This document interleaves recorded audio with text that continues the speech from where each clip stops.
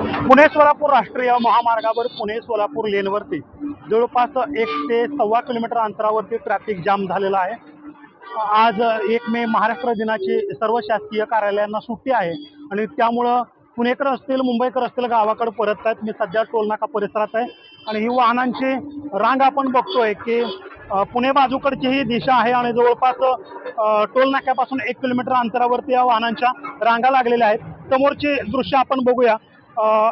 Toll नाक्यापासूनचं जवळपास 700 metre अंतरावरचं हे दृश्य आहे। समोर पलीकडच्या बाजूला टोल नाका आहे आणि वाहनांच्या लांबत रांगा ज्या आहेत त्या ठिकाणी आपल्याला पाहायला मिळतात।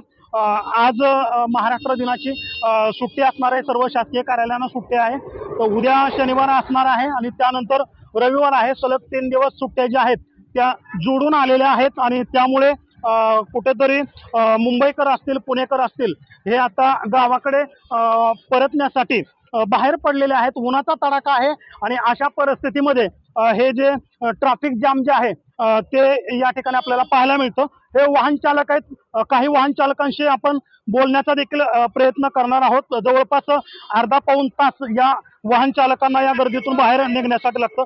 काय एकंदरीत परिस्थिती आहे, किती वेळ झालं बाहेर पडण्यासाठी तुम्ही या ठिकाणी अडकलेला आहात? जस्ट आता झालंय बरं, अजून वेळ नाही झालेला. इतर वाहन चालक आहेत त्यांनाही आपण बोलण्याचा प्रयत्न करूया।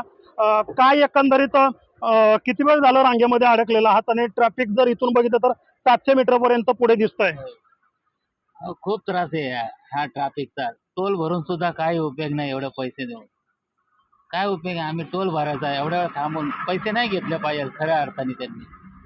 टोल भरून देखील ट्रॅफिकची समस्या जी आहे ते त्याला सामोरं जावं लागतंय। इतर काही वाहन चालक आहेत, खरं तर टोल भरला जातोय, टोल तुम्ही देत असता मात्र अशा लांबच लांब रांगा या ठिकाणी लागलेल्या आहेत पुणे सोलापूर रोडवरती। काय एकंदरीत सांगाल?